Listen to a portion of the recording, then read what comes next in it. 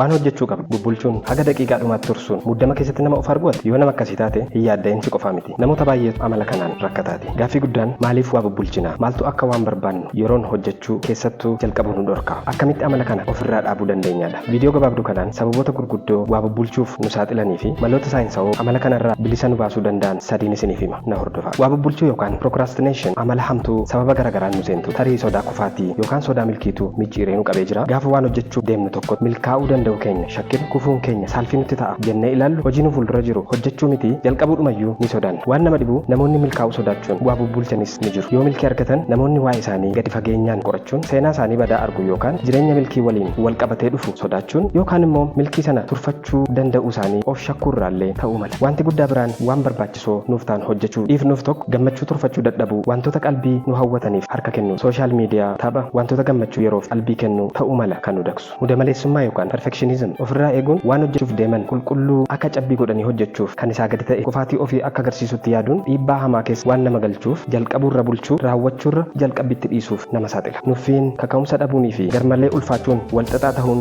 dalagaa keenyaallee sababa bubbulchuu keenyaa ta'uu malu. Maarree akkamitti haala kanarra aanuu dandeenya ree? Kanneen armaan gadii maloota saayinsawoo marsaa waa bubbulchuu cabsuuf nu gargaaranidha. Furmaanni waaraa sababa amala kana keessatti nu gate adda baasuun isa furuudha. Akkuma armaan olitti argitan namni waa bubbulchu yeroon hojii ofii raawwachuu rakkatu baay'een rakkoo fayyadama yeroo waan qabuuf yookaan dhibaa'ummaa waan qabuuf otoo hin taane danqama xiinsammuu miiraa fi ilaalchaa waan qabuuf. Kanaaf utuu rakkoo xiinsammuu amala kanaaf nu saaxile hin furin rakkoo kana hundeetti buqqisuun hin danda'amu. Egaa yeroo waan barbaachisaa hojjechuuf harkaa qabdu bubbulchaa jiraachuun kee sitti dhaga'amu yookaan hojii kee kanaan duratti garmalee bubbulchuu keen dhuma geessee saddama hojjechuu keetiin bu'aa gaarii akka irraan arganne kan yaadattu tokko fudhachuudhaan tasgabbiin rakkoo xiinsammuu kamtu bubbulchuu keetiif tasgabbiin qoradhu. Maalumatu waan hin barbaadu kana waan hin hojjechuu barbaadu kana akkam bubbulchuu akkam fuulduratti dhiibu na taasisaa jedhii of gaafadhu. Zan rakkoo argattu sana furuu irratti hojjedhu. Walumaa galatti qabxiilee sadan armaan gadii waa bubbulchuu sababa kamiin iyyuu dhufe furuudhaaf amaloota nu gargaaranidha. Tokko sagantaa ifa ta'e qabaadhu. Hojii harkaa qabdu iddoo xixiqqootti caccabsii hojjedhu. Amalli kun keessumaa gaafa waan ta'e hojjechuuf deemtu garmaree ulfaataa fi walxaxaa sitti ta'ee harka si qabu baay'ee si gargaara. Erga kana gootee booda karoora raawwii hojii xixiqqoo kanaaf yeroo raawwii mataa isaanii wajjin baasiif. Karoorri kee guyyaatti hojii kana fixuun sirraa eegamurraa dursitee akka fixutti ba'uudha kan qabu. Waan hojjechuun namarraa eegamu yaaduu dhiisanii jalqabuudhum